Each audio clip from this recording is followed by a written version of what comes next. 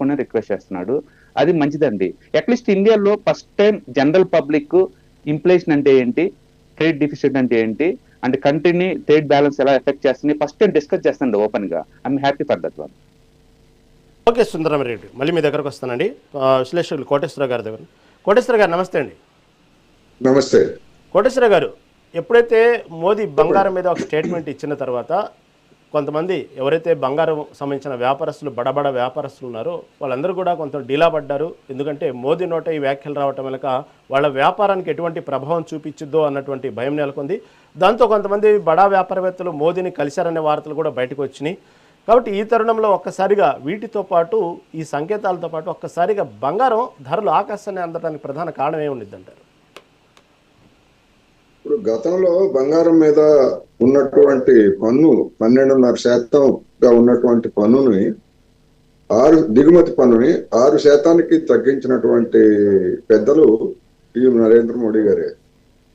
అప్పుడు ఏం చెప్పారు, ఇప్పుడేం చెప్తున్నారు అనేటువంటిది వాళ్ళే ఆలోచించుకోవాలి.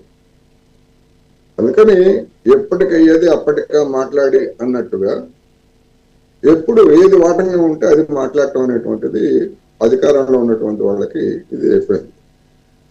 ఇప్పుడు ఇంతగా గుండెలు బాదుకుంటున్నటువంటి పెద్దలు, ఇప్పుడు మన మిత్రుడు సుందరరామరెడ్డి గారు చెప్పారు ఫ్రాన్స్ గురించి, లేకపోతే ఇంకోటి గురించి.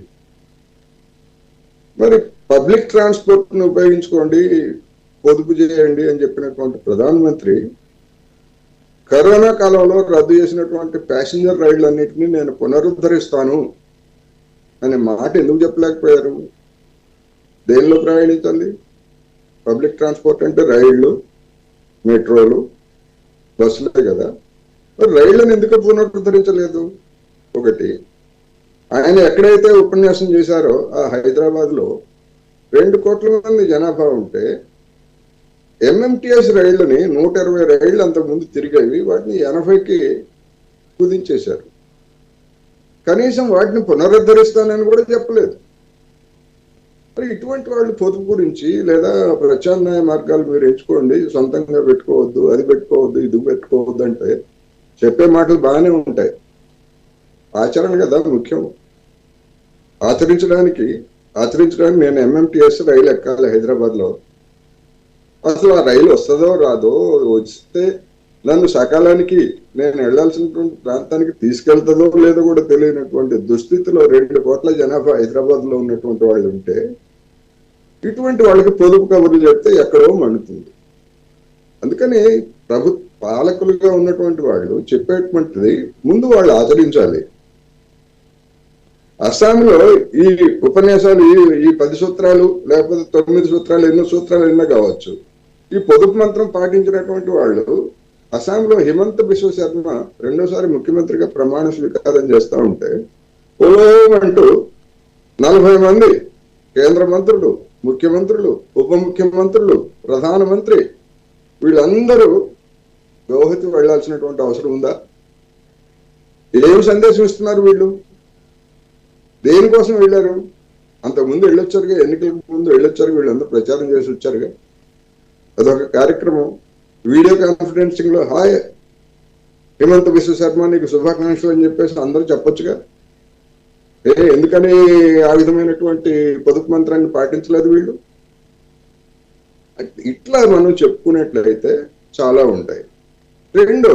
రెండోది ఇంత గుండెలు బాదుకుంటున్నటువంటి వాళ్ళు ఏదో మొత్తం సంక్షోభం వచ్చిందని చెప్పేసి చెప్తున్నటువంటి వాళ్ళు మరి ఫిబ్రవరి 28 తర్వాత, ఇది మనం మే 14వ తారీఖు మాట్లాడుకుంటున్నాం, ఒక్కసారైనా పార్లమెంటును సమావేశపరిచి దేశం క్లిష్ట పరిస్థితుల్లో ఉంది, విదేశీ మార్గ ద్రవ్యలకు ఇబ్బందులు వస్తూ ఉంది, లేకపోతే గ్యాస్ పరిస్థితి ఇలా ఉంది, చమురు పరిస్థితి ఎలా ఉంది, ఏం చేద్దాం ఏమిటి అని ఎప్పుడైనా పార్లమెంట్ సమావేశాన్ని పెట్టారా? అడిగితే ట్యాక్ట్ కుదరదు, అవసరం లేదు, దాని గురించి చర్చించాల్సిన లేదు, ఇది మన దేశంలో జరుగుతుంది కాదు, మనకేం సంబంధం లేదు, ఎక్కడో జరుగుతూ ఉంది అని చెప్పినప్పుడు కదా వీళ్ళు. అఖిలపక్ష సమావేశం పెడితే ప్రధానమంత్రి రానంత అత్యంత అల్పమైనటువంటి విషయం అది. మరి ఎందుకని అంత అల్పమైనటువంటి విషయం గురించి ఇప్పుడు ఇంత ఎందుకు ఆర్భాటం చేస్తున్నారు? ఎవరైనా చెప్తారా సమాధానం? ఎవరు చెప్పరు. ఎందుకు ఇదంతా? ఎందుకు ఇది?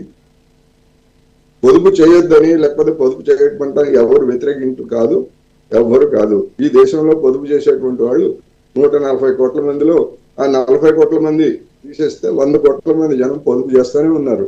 వాళ్ళు పొదుపు చేసిన కారణంగానే కడుపు నిండా తిండి కూడా తినకుండా ఉన్న కారణంగానే పండినటువంటి వాటిని మన విదేశాలకు కూడా ఎగుమతి చేస్తున్నాం. చైనాలో పండించినటువంటి ధాన్యంతో పోల్చుకుంటే మన దేశంలో ధాన్యం ఎంత తక్కువ మనకు తెలుసు.